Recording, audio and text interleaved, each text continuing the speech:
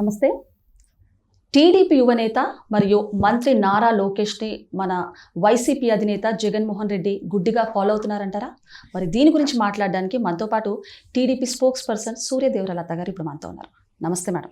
నమస్తే మేడం, మరి మన టీడీపీ యువనేత గారు అండ్ నారా లోకేష్ గారిని వైసీపీ అధినేత జగన్మోహన్ రెడ్డి గారు గుడ్డిగా ఫాలో అవుతున్నారు అంటున్నారు. మరి దీని గురించి ఏమంటారు? అంటే ఏదైనా ఒక పార్టీ సిద్ధాంతాలు నచ్చి ఆ సిద్ధాంతాల్లో పనిచేయాలి అని అనుకునే నాయకులు ఎవరైనా ఉన్నారంటే టీడీపీ క్యాడర్. సో ఎవరి మీద నమ్మకం భరోసా ఉంది అని అంటే ఫస్ట్ ఎన్టీఆర్ గారు, దాని తర్వాత చంద్రబాబు నాయుడు గారు, ఇప్పుడు లోకేష్ గారు. ఓకే, అంటే ఆ 3 తరాలతో కూడా కలిసి ప్రతి అంటే ఇప్పుడు బాబు గారి టైంలో ఉన్న వాళ్ళు కొంతమంది, ఎన్టీఆర్ గారి టైంలో ఉన్న వాళ్ళు కొంతమంది, లోకేష్ గారి ఇప్పుడు యూత్ అందరూ కూడా లోకేష్ గారికి ఫాలో అవుతుంటారు. ఇట్లా 3 తరాల జనరేషన్ వాళ్ళకి కూడా ఈ పార్టీలో ఏదైతే కార్యకర్తలతో ఉన్న అటాచ్మెంటే కావచ్చు, ఇదన్నీ కూడా ఎప్పుడు నిరంతరం టచ్ లో ఉంటారు కార్యకర్తలతో. అది ఈ రోజున జగన్మోహన్ రెడ్డి గారి కాపీ కొట్టినా కూడా, వైసీపీ వాళ్ళు కాపీ కొట్టినా కూడా ఇంత పటిష్టంగా అయితే ఉండదు.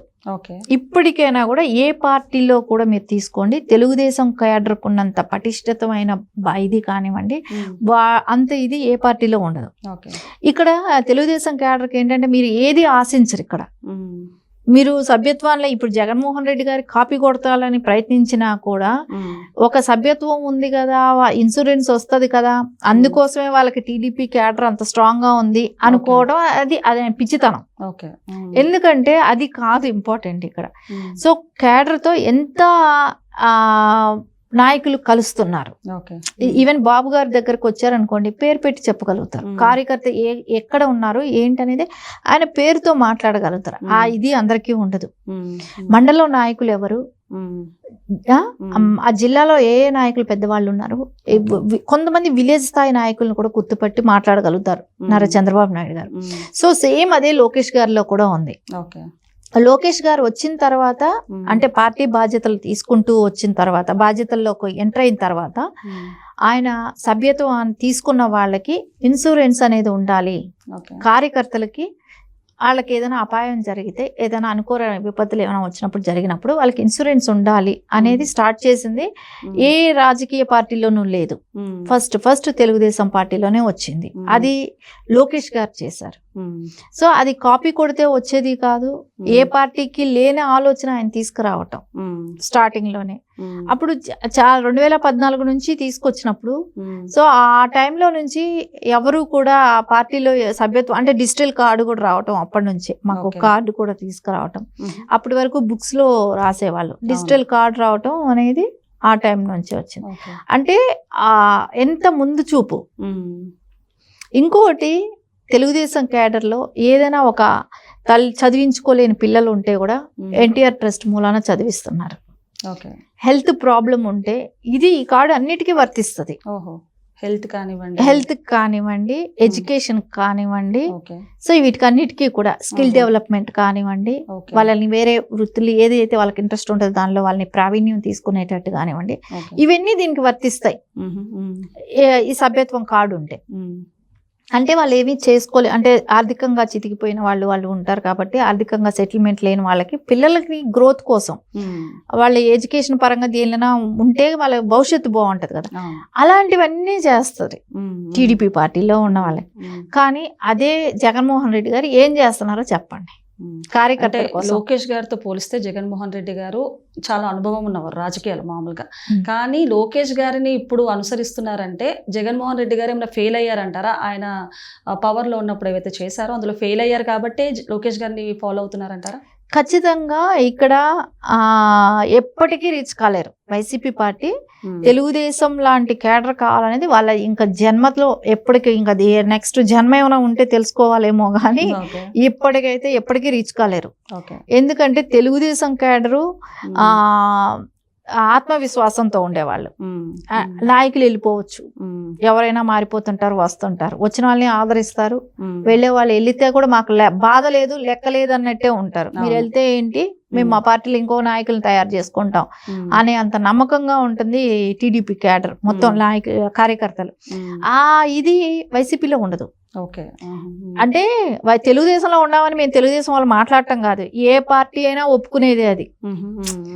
తెలుగుదేశం వాళ్ళు చెప్పుకోవటం కాదు, ఏ పార్టీ వాళ్ళైనా ఒప్పుకోవటం. మీరు ఇప్పుడు తెలంగాణ తీసుకుంటే తెలంగాణలో ఉన్న నాయకులు కూడా ఇది యాక్సెప్ట్ చేస్తారు. ఒకవేళ ఏ పార్టీలో ఉన్న నాయకులు, తెలుగుదేశం పార్టీ పవర్ లో ఉన్నా లేకపోయినా కూడా వేరే పార్టీ ఎవరైనా కూడా అంగీకరిస్తారు. ఎందుకంటే ఇక్కడున్న కార్యకర్తల పార్టీ తెలుగుదేశం పార్టీ. సో ఇలాంటి కార్యకర్తలు ఏ పార్టీకి ఉండరు. ఓకే. అలాంటప్పుడు జగన్మోహన్ రెడ్డి గారి కాపీ కొట్టచ్చు. నువ్వు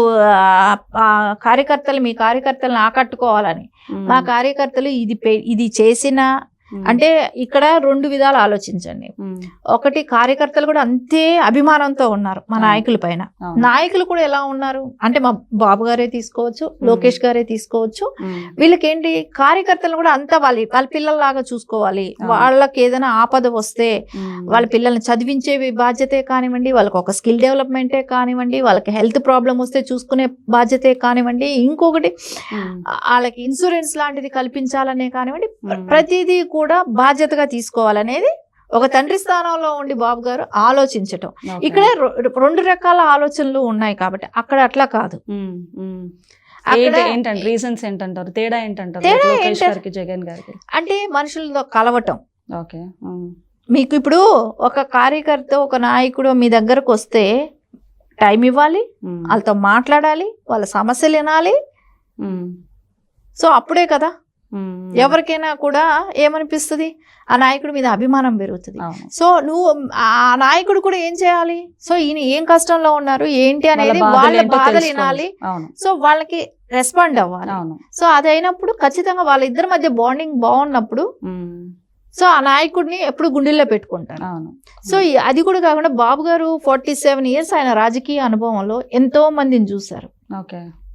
సో ఆయన ప్రతి కార్యకర్తని, ఆయన మెమరీ కూడా ఆ రకంగానే ఉంటది. ఇప్పుడు వెళ్ళిన ఈ టైంలో ఎవరైనా కొత్త వాళ్ళు అంటే ఒక 2-3 times కనబడి, సో వాళ్ళ పేరు అవి చెప్పినప్పుడు ఆయన అది నెక్స్ట్ టైం అట్లాగే గుర్తుపెట్టుకుని వాళ్ళు పిలుస్తారు. సో అంత మెమరీ ఉంటది, అంత వాళ్ళని ఆలోచిస్తారు. సో వాళ్ళు వెళ్ళి ఒక 10 రోజుల క్రితం వెళ్ళి ఏదైనా ఒక పని మీద వెళ్ళి అడిగితే మళ్ళీ ఇంకో 10 రోజుల తర్వాత వాళ్ళు కనపడినప్పుడు మీ పని అయిందని కూడా అడుగుతారు. అంత ఆరాధిస్తారు, అంత ఆయనకి గుర్తుంటది. అట్లాంటి నాయకుడిని ఎవరైనా కావాలనుకుంటారా వద్దనుకుంటారా? ఖచ్చితంగా కావాలనుకుంటారు. అది వీళ్ళకి కాపీ కొడితే వస్తుందా? రాదు. ఇంకోటి రెడ్ బుక్ అని అంటున్నారు. సో లోకేష్ గారు రెడ్ బుక్ వాడారు కాబట్టి మేము రెడ్ బుక్ వాడతామని అంటున్నారు. రెడ్ బుక్ ఎట్లా వాడతారు? లోకేష్ గారు ఏవైతే చేస్తున్నారో అవి కూడా జగన్ గారు ఆయన వైసీపీలో అమలు చేద్దామని చెప్పేసి అని కూడా అనుకుంటున్నారు. లోకేష్ గారు పడ్డ ఇబ్బందులు ఉన్నాయి కాబట్టి ఆయన పాదయాత్ర చేసేటప్పుడు ఇబ్బంది పెట్టిన వాళ్ళు ఉన్నారు. ఆయన పాదయాత్ర చేసేటప్పుడు అక్కడ లోకల్ గా కార్యకర్తలను ఇబ్బంది పెడితే దాని గురించి ఆయన రాసుకున్నారు. ఓకే. అక్కడ ఉన్న అధికారులు ఇబ్బంది పెట్టేవాళ్ళు, సో దాని గురించి రాసుకున్నారు. అంతేగాని మీరు ఏ రోజైనా పాదయాత్ర మీకు ఎక్కడైనా ఇబ్బంది పెట్టారా? తెలుగుదేశం పార్టీ అధికారంలో ఉన్నప్పుడు నువ్వు పాదయాత్ర చేశావు అని అంటే మీకు ఎక్కడైనా తిరగటానికి అవకాశం కల్పించింది, మీకు ఇంకా సెక్యూరిటీ ఇచ్చింది, మీకు ఇంకా భరోసా ఇచ్చి కల్పించింది. కానీ లోకేష్ గారి పాదయాత్ర అలా కాదు, అడుగడుగున ఇబ్బందులు కల్పించారు. సో అలాంటప్పుడు ఆ రెడ్ బుక్ లో ఉన్నదేంటి, ఆ ఇబ్బంది కలిగించడం, ఆ లోకల్ సమస్యలు తెలుసుకున్నారు కాబట్టి ఆ సమస్యల గురించి రాసుకుంటారా? రాసుకోరు. ఒక నాయకుడు ఒక పాదయాత్ర చేసేటప్పుడు అక్కడ లోకల్ ఇష్యూస్ ఏంటి, సమస్యలు ఏంటి, వాళ్ళని ఎవరిని ఇప్పుడు కొన్ని చోట్ల చంపేశారు, కార్యకర్తలు చనిపోయారు, ఇబ్బందులు పడ్డారు, అలాంటి వాళ్ళని అందరినీ కూడా ఏ కార్యకర్త అయినా ప్రజల సమస్యలు రాసుకోవడం తెలుసుకోవడం వాళ్ళ బాధ్యత. సో అందుకని ఆయన రెడ్ బుక్ యూజ్ చేశారు. మీకేంటి, మీరు బ్లూ బుక్ అయినా యూజ్ చేసుకోండి, బ్లాక్ బుక్ అయినా యూజ్ చేసుకోండి, ఏ బుక్ అయినా యూజ్ చేసుకోండి. మీకు ఎక్కడైనా ఇబ్బందులు కలిగాయా? మీకు ఎక్కడ ఇబ్బందులు కలగట్లేదుగా. మీరు నోటుకు వచ్చినట్టు ఇప్పటికి కూడా మాట్లాడుతున్నారంటే తెలుగుదేశం ప్రభుత్వం, కూటమి ప్రభుత్వం ఉంది కాబట్టి స్వేచ్ఛ అనుకున్నారా?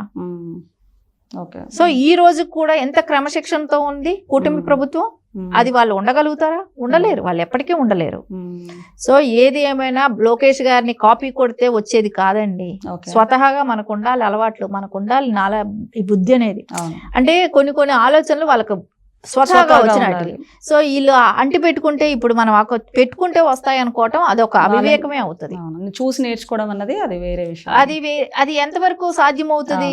కొంతవరకే, కానీ అవును. స్వతహాగా అందరితో కలవాలి, మాట్లాడాలి, చేయాలి. అవును. సో వాళ్ళకి మనం ఆదుకోవాలి. సొంత తల్లిని చెల్లిని ఆదుకోకుండా రోడ్లు పట్టుకొని తిరుగుతున్నారు, వాళ్ళు గొడవలు పడుతున్నారు.